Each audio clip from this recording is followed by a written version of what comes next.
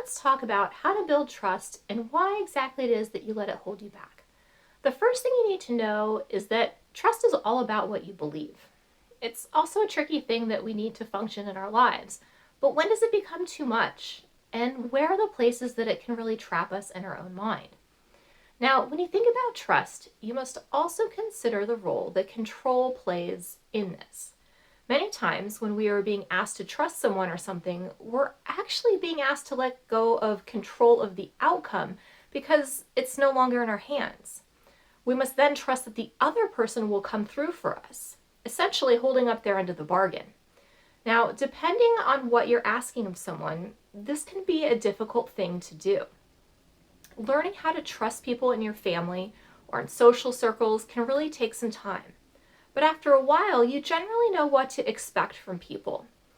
But how does this really change when you're being asked to put your trust and your faith in something bigger than yourself?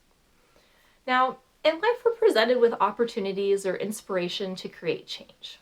You'd think that when we decide to go after something we really want, it would end up being a lot easier than it actually is. But the truth is, the level of difficulty in getting what we want comes down to a few important factors. One of them being trust.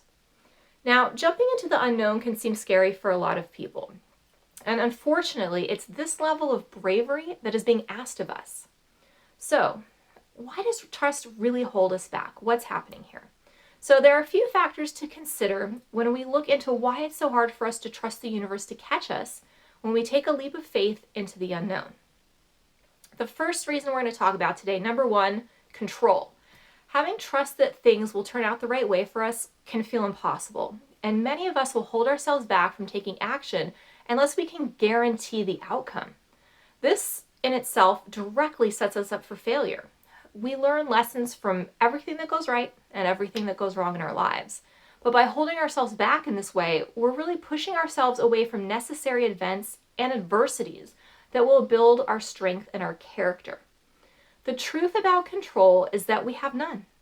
We can come into a situation with the best laid plans and the best intentions, and something still has the ability to go wrong.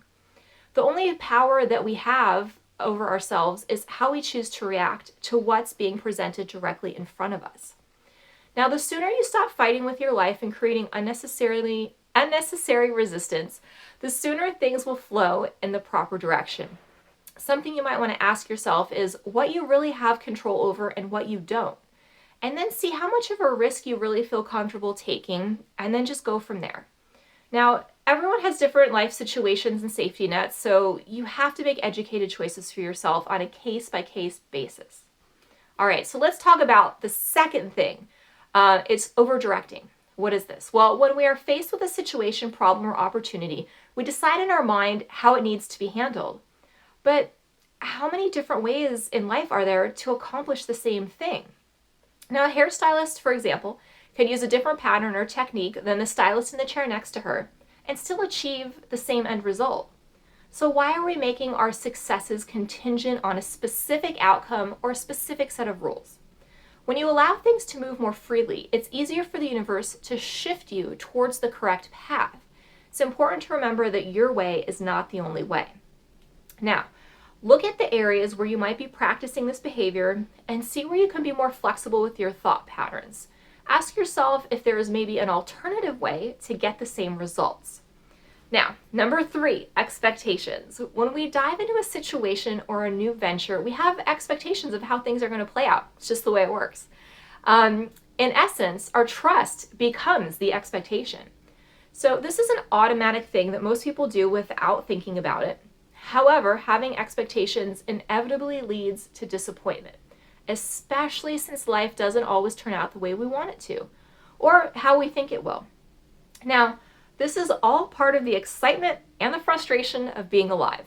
It's also a good reason why we should consider that what we want isn't necessarily what we actually need. So, when things don't turn out according to our expectations, it's not always a bad thing, even if it sometimes feels like it at the time. Now, it's important to learn how to separate the role that trust and expectations play in the process. Something you can ask yourself is, what can you do right now to let go and trust the process, while also releasing any expectations of how you think it should turn out.